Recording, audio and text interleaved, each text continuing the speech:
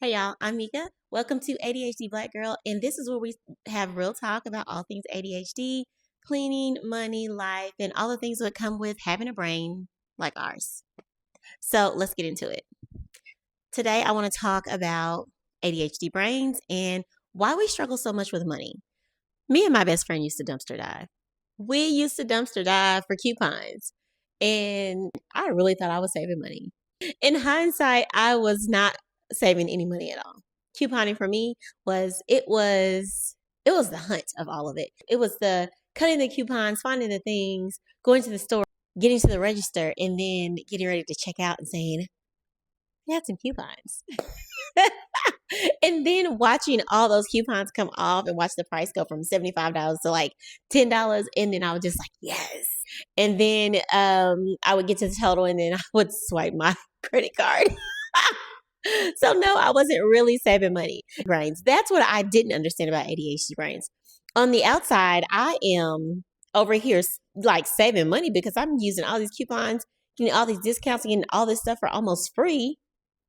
But in reality, I'm using my credit card to pay for this. But I was so obsessed with the hunt, with the dopamine filled feeling that I was getting that I just wasn't paying attention. And I did that for years. And it took a while for me to realize that that's what it was. But I thought that I was doing something great for my money, for my family, and it felt great and it felt like I was. And I don't regret it. I just wish that I would have had a little more insight. I wish I would have known what I was doing when I was doing it. But that's the past. We can't do nothing but move on. So one thing that we don't talk about in our community is money. And that is why money is so hard for people in general. But ADHD people, money is really hard for it. But it's because we don't talk about it. There's been this stigma for centuries about not talking about money. If you got money, you don't flaunt it. And if you don't have money, you don't tell people your business. And if whatever happens in this house, it stays in my house. You don't tell people about being broke. I really think that we're getting better at talking about money. And one thing we have to continue to do is talking about money and talking about money with our kids, even when we don't know all the answers. So one day I got a call from a parent who was upset because she wanted to know why I talked to her son about puberty. First off, I did not talk to her son about puberty. I talked about deodorant. That's the only thing I talked about. And the kids took it from deodorant to puberty. All I want to talk about is why we don't have no deodorant on and how our bodies are changing and we might need to be wearing deodorant. And this is fourth grade. This is 9, 10, sometimes 11. I should not be the first time you've heard the word puberty if you're 9, 10, 11. Someone else should have been talking about that before me. Make sure you're talking to your kids about money so that some random person is not talking to your kids about money and trying to scam them and scheme and give them bad loans and all this. I want you to make sure that not talking about money with your children stops with you. You go talk to your kids about money. You want to make sure that they know. And you're watching this video, so we're all about to learn together, okay? So let's talk about why money is hard for people with ADHD. It's hard because of the executive functions. It is basically the business center of your brain, okay?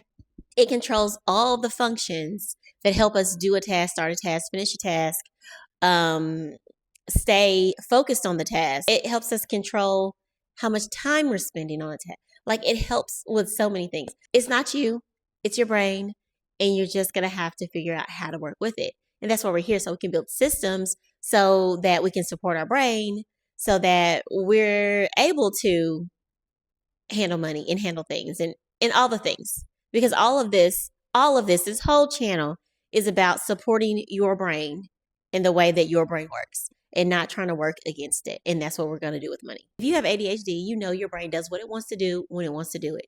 Traditional money advice assumes that you can be organized, assumes you can sit down and focus on the one thing. It assumes that you can do all the boring things that it wants you to do. And that is not the case with ADHD. So we have to find ways to reward our brain, to trick our brain, to convince our brain to do the thing that we need to do. And that is a whole system within itself. Thinking about paying a bill, making sure that you have stamps or envelopes, or making sure that you go online and you actually pay the bill and not get sidetracked by whatever came up on your computer, whatever social media app just dinged and got your attention. Like, these are real things and real reasons that things don't get paid. I mean, if you've ever forgotten to pay a bill and like was like, did I pay the bill? I came home the other day, our water was off. And I know I paid the bill. It's automated. It comes out automatically. And I still called the water company because did I pay the bill? I mean, it should have got paid, but did I pay it?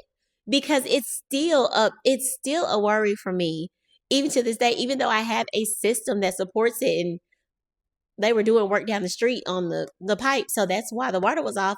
But even though I have a system to support it, I still worry because I've forgotten to pay it before. I have had to call them people and tell them, can y'all come turn my water back on? Because I have forgotten to pay it. And so that trauma sticks with me. That idea sticks with me. So even though I know my water was paid, I'm still calling to see if it was paid, right? So just know that ADHD brains, they're not set up like everybody else's, right? There's so many things that we are amazing at, but there's some stuff that ADHD brains struggle with. And it is what it is, you know? We just have to figure out how to work with it. And that's the same thing we got to do with money. We got to figure out a system that works for us. I want you to do two things for me. The first thing I want you to do is forgive yourself for all the money mistakes that you made. You've made them, and all you can do is move forward from here. I might wake up at night thinking about that one time that I messed up that one money.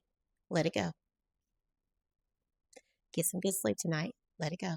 Number two, I want you to look at your numbers. I want to see what you made and what you spent for the last month. One important part of this system is knowing where your money went. So look at your numbers from last month and figure out where your money went last month. How much did you make and how much did you spend? You cannot fix what you cannot see. So that is why it's so important for you to go ahead, look at your numbers from last month, see what you spent, and see what you made, okay? Once you do that, I want you to go to the comments and say, I did it. That's it. When you come back next week, I'm going to show you what to do with those numbers that we found. So make sure you subscribe. Make sure you share this with a friend. Bring your friends on this journey with you because I'm doing this all month. Go ahead, like, share, follow, subscribe. Hit that little bell notification so that when the next video is up, you get to see it. Make sure when you come back next week, you bring those two things. How much you made, how much you spent. That's it. And go ahead and subscribe so that you don't miss anything. Bye, y'all.